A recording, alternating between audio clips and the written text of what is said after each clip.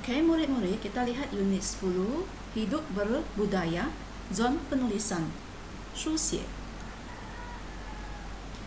Dalam bahagian ini, murid-murid akan belajar membina dan menulis ayat perenggan daripada bahan multimedia seperti gambar.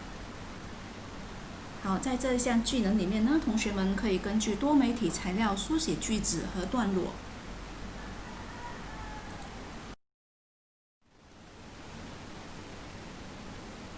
Baik murid-murid, sila perhatikan gambar ini, kemudian labelkan kata kunci yang boleh digunakan untuk membina ayat. 好，同学们请仔细的观察图片，然后列出可造句的关键词语，或者是列出自己会用的词语来造句。Mari kita lihat. Nomor 1. Sepasang pengantin duduk di atas pelamin. 然后一对新人坐在位置上。Bagaimana reaksi mereka? Tersenyum. 他们的样子怎样了？ Tersenyum, 微笑。Senyuman yang bagaimana? Bahagia. 怎样的微笑呢？ Bahagia, 幸福的微笑。2. Seorang pemuda. 一个年轻人 sedang berapa? Sedang bersilat. 正在表演马来武术。Di mana?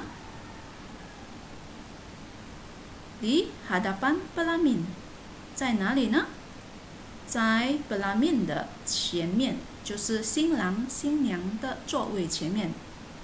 Bagaimana pelamin itu? Pelamin itu cantik. 那新郎新娘的位置怎么样呢？ cantik, 非常漂亮。3. Bapak pengantin buat apa? 新郎的爸爸做什么呢？ menyambut tetamu, 迎接客人。Bagaimana cara dia menyambut tetamu? Dengan mesra. 他怎样迎接客人呢？亲切的迎接客人。Ini ialah juru gambar. 这是摄影师。Dia mengambil gambar. 他正在摄影或者是拍照。Mengambil gambar siapa? 在帮谁拍照呢？ Pasangan pengantin. 在帮这一对新人拍照。Bagaimana pasangan pengantin ini? 这一对新人看起来怎样呢？ Secocok, sepadan maksudnya. Pengantin kelihatan secocok. 在帮一对很相称的新人拍照。Ini ialah sekumpulan anak muda. Mereka sedang bermain kompang. Mereka juga bernyanyi. 这是一群年轻的小伙子，他们正在 bermain kompang, menyanyi. 他们在玩这个羊皮鼓的同时，也在唱歌。Kalau menyanyi, bagaimana nyanyian mereka? Merdu. 如果是唱歌的话，歌声如何呢？当然是好听的 merdu.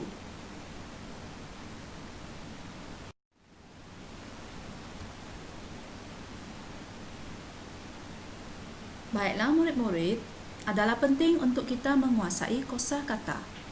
Kerana penguasaan pelbagai jenis kosakata boleh membantu kita membina ayat yang gramatis dan boleh menggambarkan sesuatu dengan lebih jelas dan betul. 好，同学们，接下来我们看看 kosakata 生字。如果同学们能够掌握更多的生字的话，它可以帮助我们更有效、更清楚地表达我们所要表达的事情。Kosakata yang pertama ialah pelamin. Pelamin ialah tempat pengantin bersanding. Pelamin 是新郎新娘的座位。Kompang sejenis rebana atau alat muzik yang dipukul beramai-ramai. Biasanya diperbuat daripada kulit kambing. Kompang 是一种乐器，马来乐器。那我们称它为羊皮鼓。Bersilat bermain atau mempersembahkan silat. Silat ialah seni mempertahankan diri kaum Melayu. Bersilat 的意思是马来武术表演。Pengantin orang yang sedang menjalani majlis perkawinan. Pengantin 是新郎新娘的意思。Sekarang kita lihat bandingan semacam. Bagai pinang dibelah dua, bagai intan dengan permata. Dua bandingan semacam ini mempunyai maksud yang sama, yaitu sepadan dan secocok.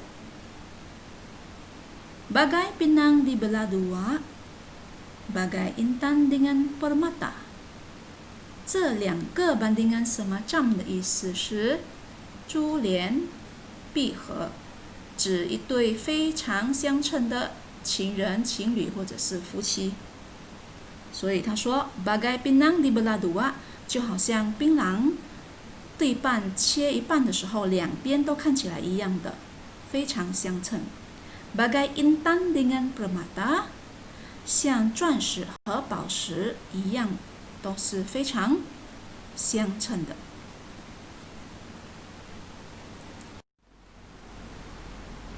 Semasa membuat latihan bina ayat ataupun soalan ujian membina ayat, ramai murid-murid yang leka akan soalannya, yaitu murid-murid sentiasa tidak membaca soalan.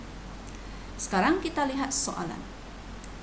在考试或者是学生作答或者写句子的过程呢，老师发现到同学们都有一个问题，就是不读题目。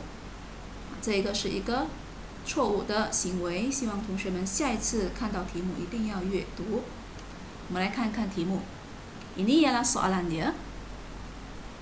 Gambar di bawah menunjukkan suasana di majelis perkawinan kaum Melayu. 以下的图画显示一个马来族的婚礼情况。Lengkapkan ayat tentang suasana di majelis tersebut. 完成以下句子关于婚礼的情况。Jadi, perkara penting di sini ialah suasana. Semasa menulis ayat nanti, murid-murid perlu fikirkan dan perlu telitikan suasana di dalam gambar. 那这里的重点是 suasana 这个词语。suasana 是情况，描写一个婚礼的情况。所以同学们，待会你的句子必须要把重点放在 suasana di majelis perkawinan. Oke, suasana yang bagaimana? Suasana dengan yang dijalankan dengan bagaimana? Dua soalan mudah ini mungkin boleh membantu murid-murid nanti. Oke, ini ialah gambar. Mari kita lihat satu persatu. Sepasang pengantin duduk di atas pelamin sambil buat apa? Dengan bagaimana?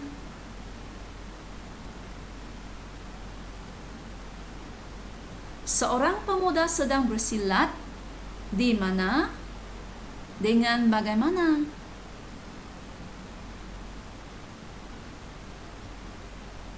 Bapak pengantin menyambut tetamu dengan apa? Yang bagaimana?